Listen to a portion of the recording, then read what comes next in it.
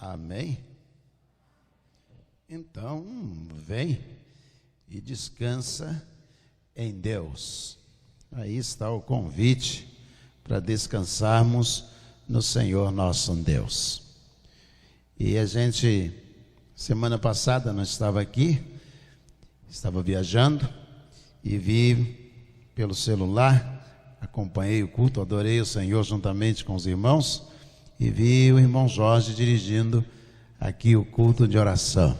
E eu chorei, me emocionei muito, muito mesmo, e fiquei muito feliz e chorei. E hoje, quando cheguei mais cedo, tive a oportunidade de conversar com ele, fiquei muito, mas muito emocionado de poder vê-lo aqui. E eu disse: Jorge, nós já choramos muito por você.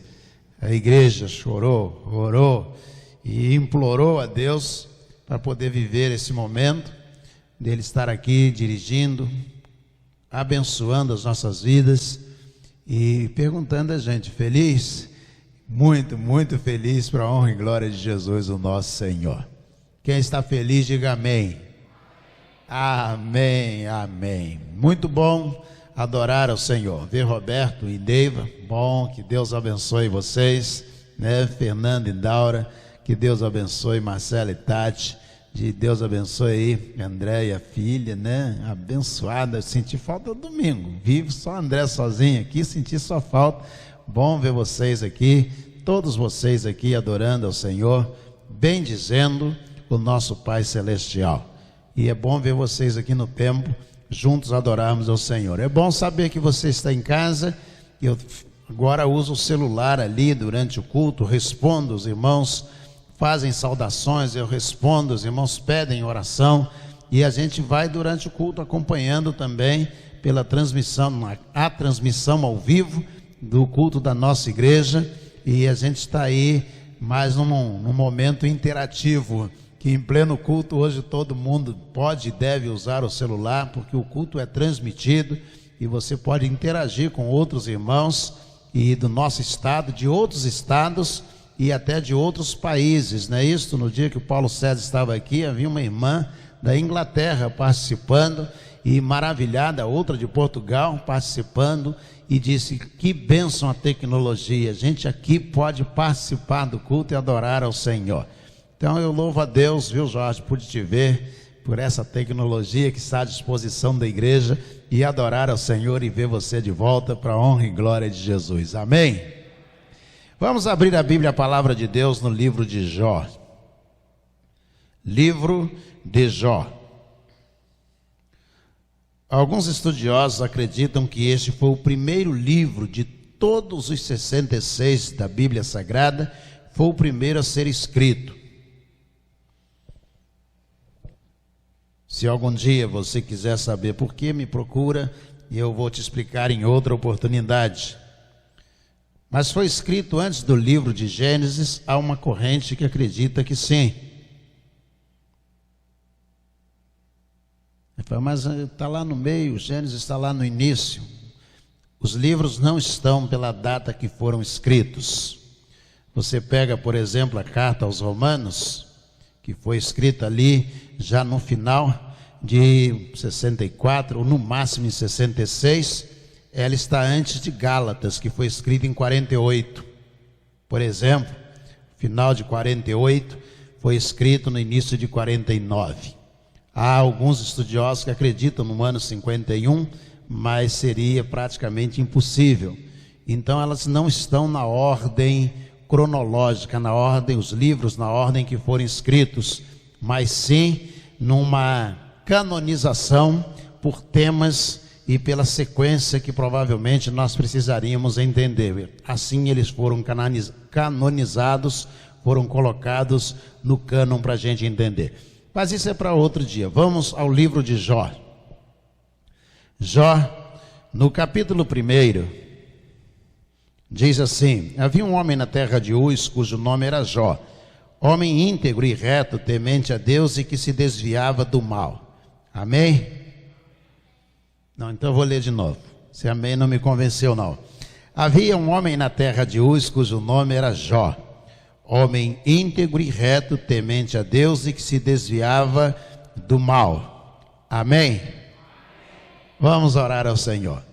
Senhor, muito obrigado, ó Deus, por mais um dia de vida no meio dessa pandemia, ó Deus, que tem assolado o planeta. Obrigado pelo privilégio de acordar com saúde, de levantar da nossa cama e de poder caminhar pelas ruas da cidade, fazer as refeições e chegar até a esta hora deste dia. Muito obrigado pela proteção que o Senhor nos concede. E agora, Senhor, a alma de cada um de nós anela, ó Deus, pela Tua manifestação. Por isso, ó Deus, manifesta-te, ó Deus, envolve-nos, segreda-nos, ó Deus, aquilo que Tu queres, para que o entendamos e façamos exatamente o querer do Teu coração. É a nossa oração em nome de Jesus, o nosso Senhor. Amém. Amém. O livro de Jó conta a experiência extraordinária de um homem que começa o capítulo 1, versículo 1, dizendo que ele era um homem temente, um homem bom, que se desviava do mal, que era um homem honesto. Logo no capítulo 1, você vai encontrar no versículo 1. Depois você vai encontrar de novo isso no versículo 8. Vai encontrar dizendo que Jó era um homem reto, íntegro, que se desviava do mal. Ou seja, o versículo 1 e o versículo 8 repetem a mesma coisa acerca de Jó. Depois no capítulo 2, versículo 3, você vai encontrar a mesma referência a respeito de Jó, que ele era um homem bom, justo, reto, que se desviava do mal, andava nos santos caminhos do Senhor. Então, nós poderíamos pensar numa teologia da prosperidade, né, André? Que nada de ruim aconteceria a esse homem. Imaginem vocês, você olha para Jó. Jó era um homem bom, reto, íntegro, que se desviava do mal, andava nos caminhos retos do Senhor, honesto. Então nós pensaríamos imediatamente, à luz de uma teologia moderna chamada da prosperidade, que nada de ruim iria acontecer a Jó. Mas a Bíblia não é assim. Deus tem desígnios próprios para a vida de cada pessoa. Às vezes nós precisamos passar por momentos difíceis. Às vezes precisamos enfrentar uma pandemia. Às vezes um assalto. Às vezes precisamos enfrentar uma enfermidade, uma separação no casamento. Precisamos talvez perder um filho. Precisamos enfrentar uma grande dificuldade por causa dos desígnios de Deus. Não é porque a gente merece, não é porque a gente não merece, mas porque Deus é soberano e Deus toma determinadas decisões segundo os desígnios do seu coração. Você olha para Jó e pensa, nada de ruim vai acontecer, porque o capítulo 1, versículo 1 diz: havia na terra de Uz, na terra dos caldeus, um homem chamado Jó. Ele era justo, reto, íntegro, e ele andava nos santos caminhos de Deus. E quando nós descemos desfiladeiro abaixo, a partir do versículo 2, nós começamos a perceber uma mudança na vida de Jó. Diz que os filhos, os adoradores celestiais, na versão da nova versão, diz que os adoradores celestiais comparecem diante de Deus e entre eles Satanás. E aí já no versículo 8, Deus diz ao diabo: atentaste para o meu servo Jó, ele é um homem justo, íntegro, honesto, correto, que temente a Deus e que anda nos meus santos caminhos. E o diabo diz uma coisa que nenhum de nós gostaria de ouvir. Ele é assim porque ele é abençoado pelo Senhor. Ele é o homem mais rico do Oriente. Ele tem 7 filhos e 3 filhas. Ele é riquíssimo. Toca na riqueza dele, que eu quero ver se ele não vai blasfemar de ti na tua cara.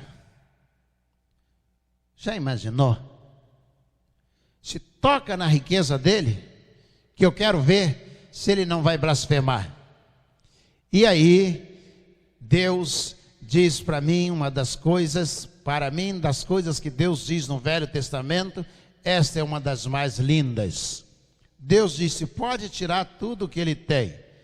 Aí você vai dizer, mas pastor, isso não é lindo. Calma, mas não toques nele. Olha que coisa fantástica. Se você acha que o diabo é terrível e que ele pode fazer o que ele quiser, de modo nenhum. Ele precisa de autorização divina para tocar em você. Ele precisa de autorização do Espírito Santo de Deus, já no Novo Testamento, para que ele possa chegar até você. Quando Paulo diz no Novo Testamento, na carta aos Coríntios, que nós estamos em Cristo, a expressão dele quer dizer que existe um círculo, que você está no centro deste círculo. Mas fora de você existe um outro círculo, onde o Espírito Santo está. E para que o diabo possa chegar até o círculo central, ele tem que passar pelo círculo onde está o Espírito Santo de Deus. É isso que ele está dizendo, que nós estamos em Cristo.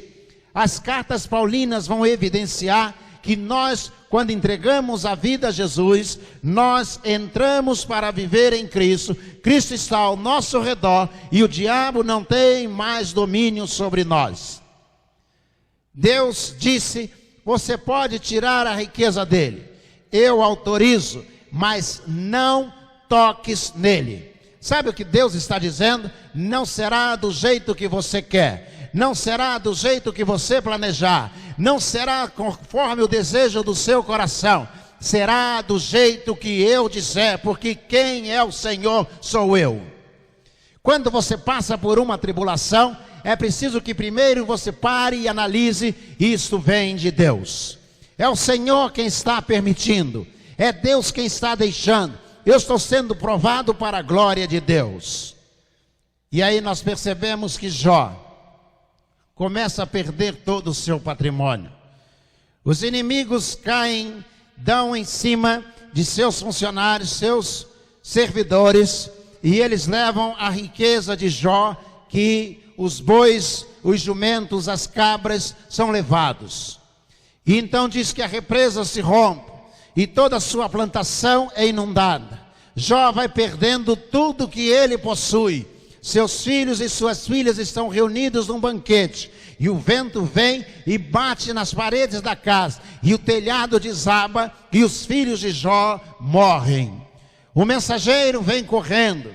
Jó está na sua casa, na varanda de sua casa, chega um mensageiro correndo dizendo, Jó, você perdeu tudo, você perdeu o campo, você perdeu o gado, você perdeu as ovelhas, e você perdeu os 7 filhos e as 3 filhas. E Jó, ouvindo que perdeu tudo, ele diz, nu saí do ventre de minha mãe. Versículo 12 ele vai considerar isto. Saí do ventre da minha mãe, e para lá eu tornarei do jeito que eu nasci. O que ele está dizendo? Eu cheguei a esse mundo sem nada. Lembro-me de Natan, o irmão Natan Marsoli. Natan uma vez me disse assim, pastor, eu disse, como é que está, Natan? Ele disse, pastor, nasci careca, sem dente e pelado. Qualquer coisa hoje é melhor do que isso. O que vier é lucro. O que a vida tiver para mim é melhor do que o jeito que eu cheguei a este mundo. E é verdade. Jó está dizendo exatamente, não com essas palavras do irmão Natan, mas está dizendo exatamente isto. Ele está dizendo, eu nasci sem nada, eu cheguei a esse mundo sem nada, e vou sair deste mundo, perdi tudo, vou sair sem nada também. Ele disse, eu não vou receber uma coisa ruim, que venha também da parte de Deus. Tudo que é de bom e Deus concede, eu fico feliz. E se vier uma coisa ruim, eu recebo em nome de Jesus. Isso que ele está dizendo. E aí eles se reuniram, os adoradores, na presença de Deus. Adivinha quem apareceu? O diabo. Pastor Davi Gomes foi meu professor. Ele é o fundador da Escola Bíblica do Ar, hoje já falecido, e da Igreja Batista da Esperança, no Rio de Janeiro. E o pastor Davi Gomes dizia, quando falar o nome dele, fala rápido, não dá confiança, fala diabo. Então adivinha, quem é que apareceu na reunião? O diabo. O Gabriel, quando criança, não falava diabo. Um dia ele chegou em casa e disse, o Tanhanhã. E a gente perguntou, que Tanhanhã, Gabriel? Ele disse, Tanhanhã. E aí nós ficamos, ele era muito pequenininho, ficamos eu e Alecimar olhando, aí foi, senta aqui. Quem é esse Tanhanhã?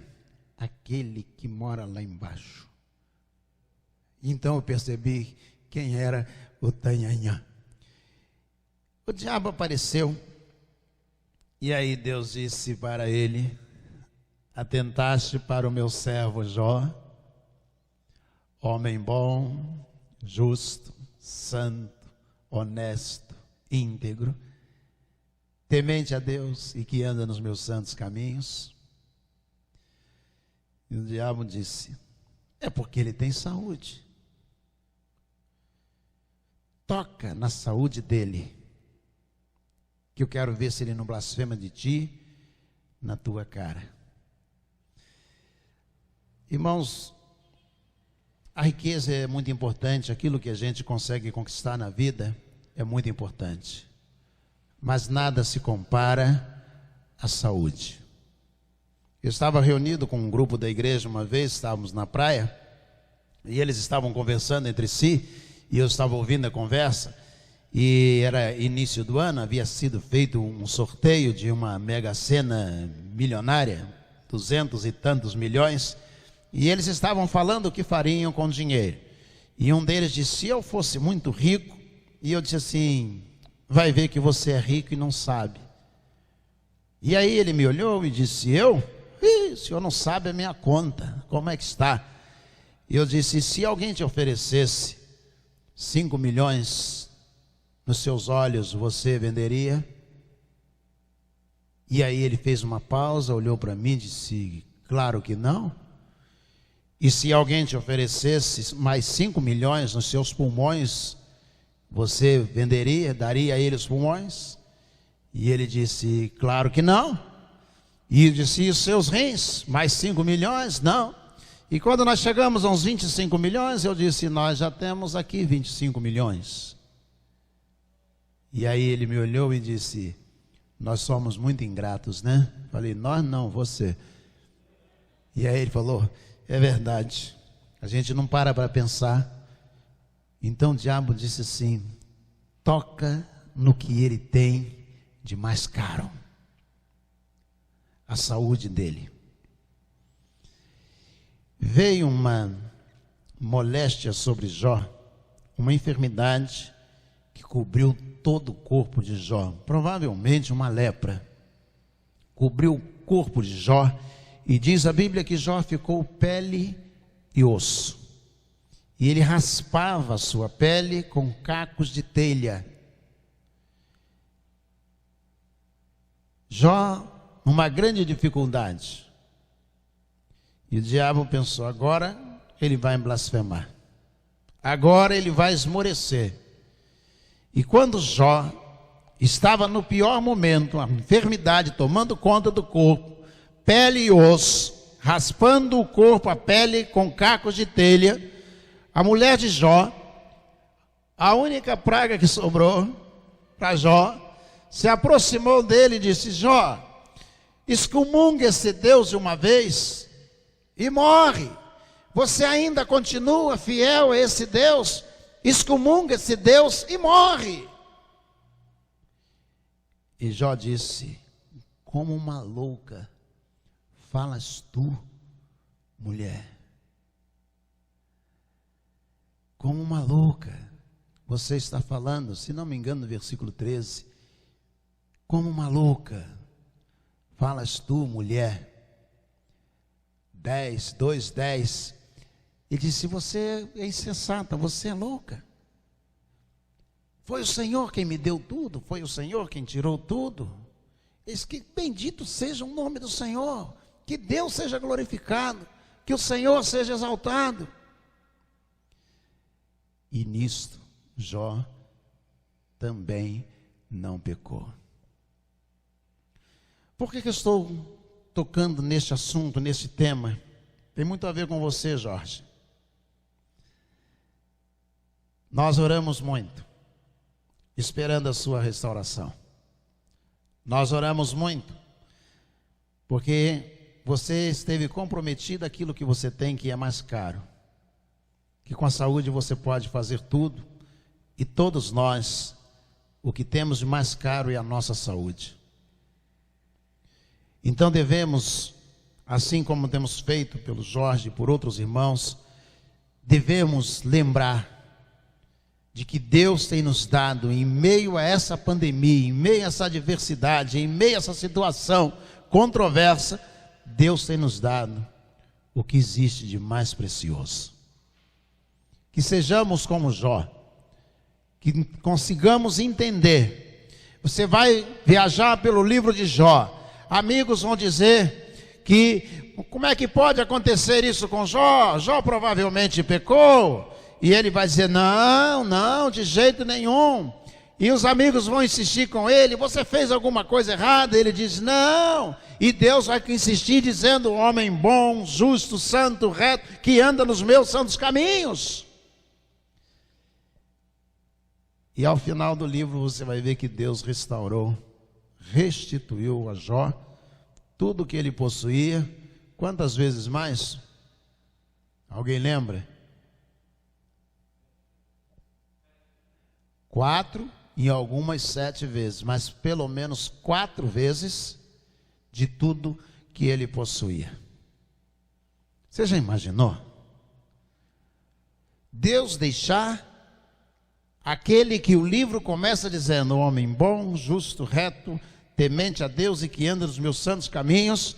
E aí depois, o versículo 8 do capítulo 1, Deus vai dizer ao diabo, atentaste para o meu servo Jó, homem bom, justo, reto, temente a Deus, que anda nos meus santos caminhos. Depois o versículo 2, capítulo 2, o versículo 3, vai dizer, você atentou para o meu servo Jó, que é bom, reto, santo, que anda nos meus santos caminhos.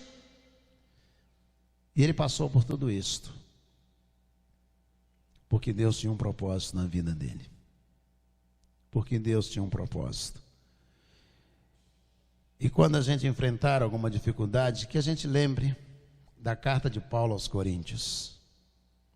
Não veio sobre vós tentação, senão humana, mas fiel é Deus que não vos deixará ser tentado acima do que o podeis suportar, porque antes com a tentação ele dá também o escape.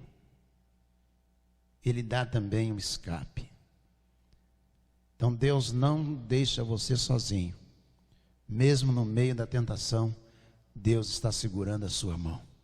Mesmo no momento mais difícil, Deus está segurando a sua mão. E se você achar que está caindo, Ele vai junto com você, até o fundo do poço, para fazer você subir outra vez. Deus não abandona os seus. Deus não abandona os seus. Eu quero fechar com uma expressão no Velho Testamento que o profeta diz assim, não sabeis que vós sois a menina dos olhos de Deus? Sabia disto? Você é a menina dos olhos de Deus, e quem toca em vós, toca na menina dos olhos de Deus. Se você não conseguiu entender, tenta enfiar o dedo no olho de quem está perto de você para ver qual vai ser a reação dele. A mesma coisa acontece quando alguém tenta tocar em você. A reação de Deus é imediata. Deus não abandona você. Quem tenta tocar em você, é como se tentasse tocar na menina dos olhos de Deus. Curve a sua cabeça, feche os seus olhos, por favor. Vamos orar juntos. Ore ao Senhor.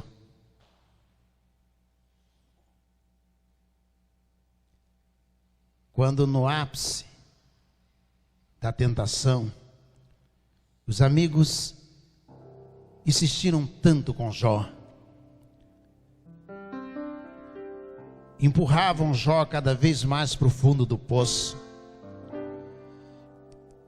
E aí Jó faz a declaração mais bonita do livro de Jó. Provavelmente ajoelhado, chorando, Jó levanta as mãos e diz: eu sei que o meu Redentor vive, e que por fim ele se levantará sobre a face da terra. Eu sei. Eu imagino Jó ajoelhado, chorando, lágrimas rolando pela sua face, e ele dizendo: eu sei que o meu Redentor vive, e ele virá me socorrer, e os meus olhos hão de vê-lo, vê-lo-ei por mim mesmo, não me contarão, eu mesmo verei o Senhor que virá me socorrer. Eu sei que o meu Redentor vive. Enquanto toda a igreja está orando, há alguém aqui esta noite que quer entregar a vida a Jesus, dizendo: Jesus, eu coloco a minha vida nas mãos do Senhor. Você que não é da igreja, levante a sua mão, eu quero orar por você, dizendo: eu quero colocar minha vida nas mãos de Jesus. Alguém, levante a mão bem alta, e eu quero orar junto com você. Há alguém nos visitando esta noite que sinta esse desejo? Levante a mão direita dizendo: eu quero, pastor, ore por mim. Eu quero colocar a minha vida nas mãos do Senhor Jesus. Você que está em casa, nessa transmissão ao vivo do culto da Primeira Igreja Batista de Petrópolis, você quer colocar a sua vida nas mãos do Senhor, do jeito que ela está? Aí mesmo, abra o seu coração e diga agora, esta noite: Senhor Jesus, esta noite eu abro o meu coração e eu te convido, entra, Jesus, no meu coração, vem ser o meu Senhor e o meu Salvador. Você quer fazer isso? Deixa eu orar por você. Senhor, nosso Deus, nosso Pai, nós te agradecemos, ó Deus, porque sabemos que podemos um dia passar o que Jó passou. Sabemos que poderemos enfrentar problemas terríveis, ó Deus, dentro da nossa casa, na nossa empresa, no nosso emprego. Mas, ó Deus, também sabemos, como Jó, que o nosso Redentor está vivo e que Ele virá em nosso socorro. Ó Deus, nós sabemos que o Senhor há de nos abençoar tantas outras vezes, mesmo quando enfrentarmos adversidades, enfermidades, seja o problema que tivermos que passar por ele, sabemos que não passaremos sozinhos, porque o Senhor é com cada um de nós. Aceita, ó Deus, nesta hora, cada vida que se coloca nas mãos do Senhor, pois essa é a nossa oração, em nome de Jesus, o nosso Senhor. Amém. Amém.